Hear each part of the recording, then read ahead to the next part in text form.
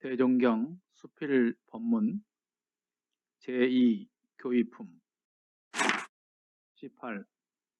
그리고 또 수행이라 하는 것은 이론상을 표본으로 하고 그 진리를 체득하여 자기의 인격을 조성하는 것이니, 즉 이론상의 진리를 각하여 천지만물의 시종과 본래를 알며 인간의 생로병사와 인과보응의 묘리를 걸림없이 안다면 이는 곧 정각원성이라고도 하며 견성성불이라고도 하며, 또는 이론상의 본형과 같이 마음 가운데 이로의 사욕이 없고 애정과 탐착에 조금도 기울어지고 뽑히는 바가 없이 항상 뚜렷한 성품자리를 양성하는 것은 곧 입정삼매를 단련하는 공부이며, 또는 이론상의 본형과 같이 마음을 쓰되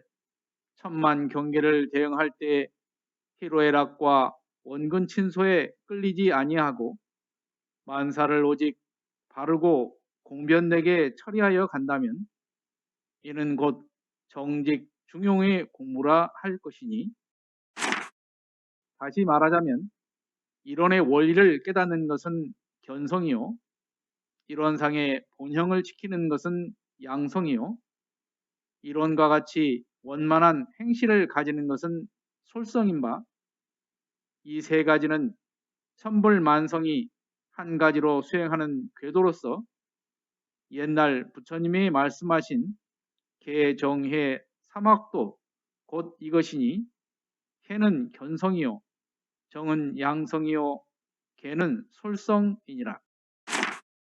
본회에서도 이 개정해를 채받아서 정신수양, 사리연구, 작업취사 이 삼강령으로서 공부의 요도를 삼았나니, 곧 수양은 양성이요, 연구는 견성이요, 취사는 솔성이니라.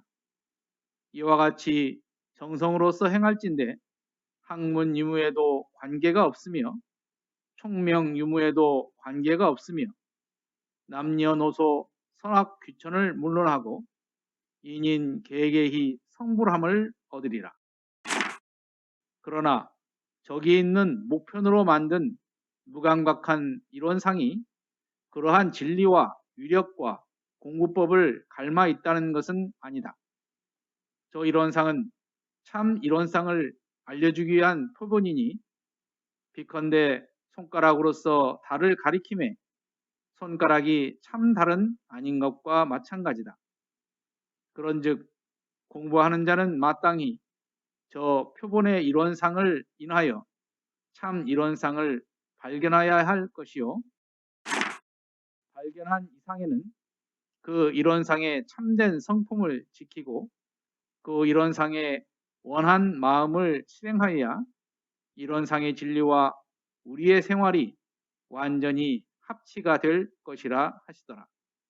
회보 46호에 나와 있는 말씀.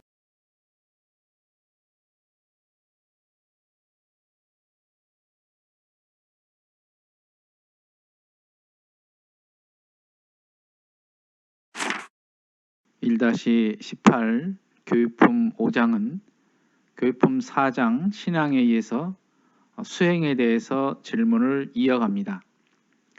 수행은 이론상을 표본으로 합니다. 먼저 이론상에 갈마있는 불생불멸과 인과보응의 이치를 아는 것입니다. 이것을 원각원성 또는 견성성불이라고 표현을 하셨는데, 이 두 가지의 표현은 본문에는 없는 내용입니다. 두 번째는 이론상과 같이 이로의 사욕이 없는 뚜렷한 성품 자리를 양성하자는 것이며, 이것을 일정삼매라고 표현해 주셨습니다. 또는 이론상과 같이 어디에 끌리지 않는 공변되게 일을 처리하는 것을 정직중용이라고 표현을 하셨습니다. 다시 말하자면 견성은 원각, 원성, 양성은 입정, 삼매, 그리고 솔성은 정직, 중용이라는 표현을 쓰셨는데 이것이 본문에는 빠져 있습니다. 이론상의 수행은 견성, 양성, 솔성으로 구분할 수 있는데 이 세 가지의 공부법으로서 이론상의 진리를 체받는 공부인 것입니다. 부처님께서 말씀하신 개정의 사막도 곧 이 공부와 같은 원리라는 것을 말씀하십니다.